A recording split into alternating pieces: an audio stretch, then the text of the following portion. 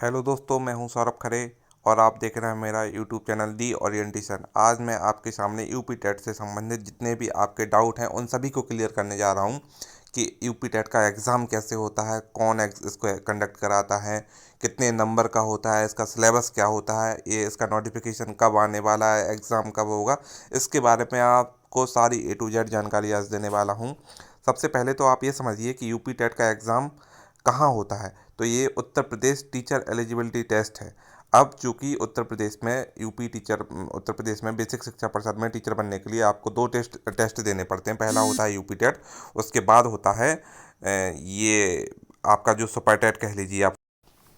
तो अगर आपको उत्तर प्रदेश में शिक्षक बनना है बेसिक शिक्षा परिषद के अंतर्गत प्राइमरी या जूनियर स्कूल में, तो आपको दो टेस्ट देने पड़ेंगे। या तो यूपी टेट पहले देना पड़ेगा या सी टेट में से या यूपी टेट में से ये कोई भी दे सकते हैं, जो आपका एलिजिबिलिटी एग्ज़ाम होता है। इसके बाद आपको सुपर टेट मस्ट है, वो आपको देना पड़ेगा। उसी की मेरिट के आधार पर और एकेडमिक के मेरिट के आधार पर दोनों को कंबाइन करके एक गुणांक बनाया जाता है, जिसके आधार पर आप सरकारी मास्टर बनते हैं बेसिक शिक्षा परिषद के अंतर्गत। जैसा कि मैंने इस थंबनेल के टाइटल में भी दिया है कि सरकारी मास्टर आप बनेंगे कैसे। इस पद को पाने के लिए आपको ये पहले यूपी टेट क्वालिफाई करना पड़ेगा, उसके बाद सुपर टेट क्वालिफाई करना पड़ेगा।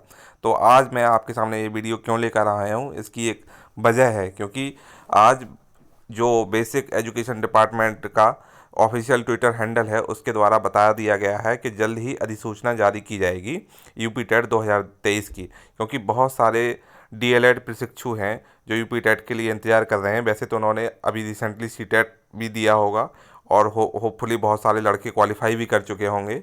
तो ये क्वालिफाई एग्ज़ाम है, लेकिन फिर भी कई अभ्यर्थी ऐसे हैं जिन्होंने सी टेट को क्वालिफाई नहीं कर पाया होगा। तो उनके लिए एक बहुत अच्छा मौका है कि वो यूपी टेट को क्वालिफाई कर लें, उसके बाद सुपर टेट में अपने आप को एलिजिबल करें और उसके बाद भर्ती प्रक्रिया में शामिल हो सकें।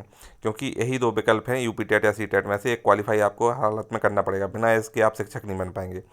तो सबसे पहले तो ये हो गया कि जल्द ही इसकी सूचना आने वाली है, तो सभी अभ्यर्थी ज़ोर शोर से लग जाएं, अपने एग्ज़ाम की तैयारी को बिल्कुल तरीके से करें। और इसके लिए अब ज़्यादा समय नहीं बचा है, जल्दी फॉर्म आने वाले हैं और एग्ज़ाम प्रक्रिया इसकी स्टार्ट हो जाएगी। तो आपके लिए एक अच्छा विकल्प है, क्योंकि इस साल के एंड तक मुझे ऐसी उम्मीद है कि इस साल के एंड तक, अभी तो नहीं कह सकते, लेकिन इस साल के एंड तक या नेक्स्ट ईयर होपफुली एक ना एक वैकेंसी आपको ज़रूर मिलेगी। क्योंकि हर साल पद रिटायर्ड होते जा रहे हैं और लास्ट वैकेंसी जो आई थी 2019 में आई थी, जिसको 2020 में फिल किया गया है। तो लगभग 3 साल होने ही वाले हैं। तो आप ये मान सकते हैं कि उत्तर प्रदेश में एक भर्ती को कंप्लीट होने में 2-2.5 साल लग जाते हैं। तो इस तरीके से आप सोचिए कि उनका टाइम पीरियड हो गया है और अब इस साल नहीं तो अगले साल आपको एक ना एक वैकेंसी ज़रूर देखने को मिलेगी। तो आज मैं आपको बताता हूँ कि इस यूपी टेट के बारे में पूरी जानकारी, कि इतने कितने नंबर का होगा, कौन इसको कराएगा। तो आप ये समझिए कि जो यूपी की एक संस्था है पीएनपी, उसके द्वारा ये एग्ज़ाम कंडक्ट होता है और कितने नंबर का होता है और इसका सिलेबस क्या है, वो सब कुछ इसी वीडियो में बताने वाला हूँ। पर उससे पहले मेरी आप सभी से रिक्वेस्ट है कि मेरे चैनल को लाइक और सब्सक्राइब ज़रूर कीजिए, जिससे मेरा मोटिवेशन बनता है। तो चलिए आपको पूरा डिटेल में बताते हैं।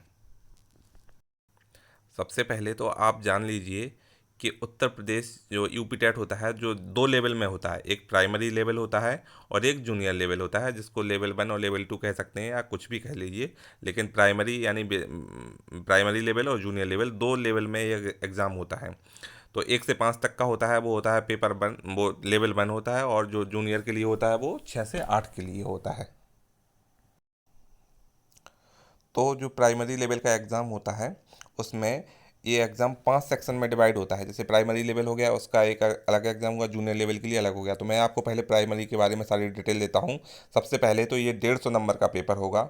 इसमें कोई नेगेटिव मार्किंग नहीं होगी और इसमें जो टाइम दिया जाएगा वो 2.5 घंटे का टाइम होगा। और जो आपको पेपर मिलेगा वो बाईलिंगुअल होगा, यानी कि हिंदी और इंग्लिश दोनों में आप पेपर को देख सकते हैं। तो ये तो हो गया प्राइमरी लेवल का। और इसी तरीके का पेपर होता है जूनियर लेवल का, वो भी 150 नंबर का ही होगा, उसमें भी कोई नेगेटिव मार्किंग नहीं होगी और सेम टाइम पीरियड रहेगा और वो भी हिंदी और इंग्लिश दोनों में आएगा पेपर। तो आप एक कॉमन गाइडलाइन है जिसको आप देख सकते हैं। इसके बारे में इनमें कोई चेंज नहीं होता है, बट प्राइमरी का और जूनियर का लेवल अलग होता है। पैटर्न पैटर्न एक जैसा होता है, लेकिन सब्जेक्ट थोड़ी सी चेंज रहते हैं, वो आपको इसी वीडियो में बताऊंगा। जैसे प्राइमरी में 5 सेक्शन होते हैं, तो उसमें सबसे पहला होता है CDP यानी कि चाइल्ड डेवलपमेंट एंड पेडागोगी। उसके बाद लैंग्वेज 1 होता है, और लैंग्वेज 2 होता है, मैथमेटिक्स होता है, एनवायरमेंटल स्टडीज़ होता है। यानी कि 30-30 नंबर के 5 सेक्शन हुए, टोटल 150 नंबर का ये पेपर होगा, और जिसके मार्क्स होंगे 150 नंबर ही, इसमें कोई नेगेटिव मार्किंग नहीं होगी। तो चाइल्ड डेवलपमेंट होता है यानी कि साइकोलॉजी बोल सकते हैं जिसे। उसके बाद लैंग्वेज 1 में हिंदी आती है, लैंग्वेज 2 में आप इंग्लिश ले सकते हैं, संस्कृत ले सकते हैं, उर्दू, इन तीनों में से कोई आप एक सिलेक्ट कर सकते हैं। मैथमेटिक्स आपको कंपलसरी होता है, EVS आपको कंपलसरी होता है। तो इस तरीके से 30-30 नंबर के 5 सेक्शन होते हैं, और आपका ये 150 नंबर का पेपर होगा, और 150 ही क्वेश्चन आएंगे। हाँ, और अब देखिए पेपर 2 होता है, वो जूनियर लेवल या मिडिल लेवल जिसे आप कह सकते हैं। तो उसमें भी 5 सेक्शन होते हैं, बट उसमें स्ट्रीम डिवाइड होती है। जैसे आपने यदि BA किया है, आर्ट साइड से, ह्यूमैनिटीज़ के सब्जेक्ट हैं, तो आपको सोशल साइंस से देना पड़ेगा, ठीक है। या तो आप BSc मैथ से किया तो मैथ से दे सकते हैं, या बायोलॉजी से दे सकते हैं। तो मैथ या बायोलॉजी वालों को साइंस साइड से, साइंस ग्रुप से देना पड़ता है, और जो ह्यूमैनिटीज़ वाले होते हैं उन्हें आर्ट ग्रुप से देना पड़ता है। तो 2 सेक्शन में डिवाइड होता है ये पेपर, ठीक है। तो उसमें चाइल्ड डेवलपमेंट एंड पेडागोगी ये तो सेम होता है। लैंग्वेज 1 हिंदी एक कॉमन होती है, लैंग्वेज 2 में से आप हिंदी, इंग्लिश, संस्कृत में से कोई भी एक ले सकते हैं, तो ये तो कॉमन हो गया। अब आता है साइंस ग्रुप का जो बच्चा होगा, उसे मैथ और साइंस दोनों चॉइस में उसे दोनों सॉल्व करने पड़ेंगे। जैसे कोई अगर मैथ से BSc किया है, तो वो ये नहीं बोल सकता कि मुझे साइंस नहीं करना है, क्योंकि ये 60 नंबर के क्वेश्चन होंगे। जो जो 60 नंबर के क्वेश्चन, 60 क्वेश्चन आएंगे, उसमें मैथ, साइंस ग्रुप वाले के लिए मैथ और साइंस दोनों को सॉल्व करना पड़ेगा। तो ये थोड़ी साइंस साइड वालों के लिए थोड़ा सा जूनियर लेवल का टेस्ट टफ पड़ जाता है, क्योंकि जिनने BSc किया होता है उनकी बायो इतनी अच्छी नहीं होती। बायो के कुछ क्वेश्चन इसमें ज़रूर आपको देखने को मिलेंगे जो अच्छे लेवल के होते हैं, और बायो वाला होता है उसे मैथ्स को सॉल्व करने में थोड़ा सा टाइम लगता है, या पूरे क्वेश्चन नहीं हो पाते हैं, या थोड़ा सा टफ पड़ते हैं अगर होते भी हैं तो आप ये कह सकते हैं कि थोड़ा सा जूनियर लेवल का टेस्ट प्राइमरी के कंपैरिजन में टफ होता है। और जो ह्यूमैनिटीज़ वाले BA बैकग्राउंड से होते हैं, आर्ट्स के बैकग्राउंड से होते हैं, उन्हें आप सोशल स्टडीज़ से दे सकते हैं, सोशल साइंस से। तो उनके लिए ये सब्जेक्ट कंबाइंड होते हैं, जो उन्हें आपके ग्रेजुएशन में पढ़े होते हैं, जनरल स्टडीज़ वाले सब्जेक्ट होते हैं, वो उनके लिए। तो जूनियर लेवल का टेस्ट जो आर्ट्स सब्जेक्ट वाले होते हैं उनके लिए क्वालिफाई करना ज़्यादा ईजी होता है, क्योंकि उन्हें अपने बैकग्राउंड से सब्जेक्ट पढ़ने पड़ते हैं। मैथ और बायो वाले बच्चों के लिए ये टेस्ट थोड़ी सा टफ हो जाता है, क्योंकि मैथ वाले को बायोलॉजी भी अटैम्प्ट करनी पड़ती है, और बायो वाले को मैथ भी अटैम्प्ट करना पड़ता है, इसलिए उन्हें थोड़ा सा कंपेरेटिवली टफ पड़ता है। तो इस तरीके से ये पेपर प्राइमरी का और जूनियर का मैंने आपको बता दिया है कि इसमें सिलेबस में क्या वो क्वेश्चन कौन से पोर्शन में आते हैं, कितने क्वेश्चन आते हैं, कितना टाइम पीरियड होता है। तो इस तरीके से मैंने आपको डिटेल एक्सप्लेन कर दिया है इसके बारे में। अब आपको नेक्स्ट वीडियो में ये बताऊंगा कि चाइल्ड डेवलपमेंट इस सिलेबस के लिए आपको कौन कौन सी किताब को पढ़ना है, जिससे आप कम समय में जल्दी से जल्दी अच्छे से अच्छे, ज़्यादा से ज़्यादा मार्क्स ला सकें। क्योंकि आपके लिए इस टेस्ट को क्वालिफाई करना, भले ही क्वालिफाई करना हो, लेकिन अगर आपके ये सब्जेक्ट कंप्लीट हो जाएंगे, तो आपकी जैसे चाइल्ड डेवलपमेंट है, तो सुपर टेट में भी आपको इसका बेनिफिट मिलेगा, क्योंकि वहाँ पे भी ये अच्छे नंबरों में आएगा। लैंग्वेज 1 में हिंदी आएगी, तो सुपर टेट में भी हिंदी आती है। लैंग्वेज 2 में हिंदी, इंग्लिश, वो इंग्लिश, उर्दू, संस्कृत में से कोई भी लेंगे, वो आपको इंग्लिश भी वहाँ पे सुपर टेट में मिलेगी, संस्कृत भी आपको सुपर टेट में मिलेगी, मैथमेटिक्स भी आपको सुपर टेट में मिलेगा, EVS जनरल स्टडीज़ में सुपर टेट।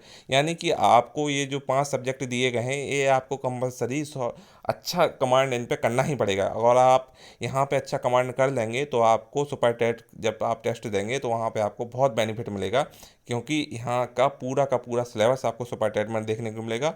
और कुछ सब्जेक्ट सुपर टेट में एक्स्ट्रा हैं, तो वो सब भी मैं आपको डिटेल में किसी अलग वीडियो में सुपर टेट के नाम से बना दूंगा, उसमें देखने को मिलेंगे। इसके बाद मैं एक वीडियो और डालूंगा, जिसमें इन सारी चीज़ों को, बुक्स वगैरह को, सिलेबस को पूरा डिस्कस करूंगा। तो इसके जस्ट बाद वाला जो वीडियो होगा वो आप उसमें देखिए। इस वीडियो में बस इतना ही रहते हैं। इस वीडियो के लिए धन्यवाद, नमस्कार, जय हिंद, जय भारत दोस्तों। अब आप नेक्स्ट वीडियो का वेट करिए, जिसमें मैं आपको बुक्स के बारे में पूरी इन्फॉर्मेशन देता हूँ। धन्यवाद, नमस्कार।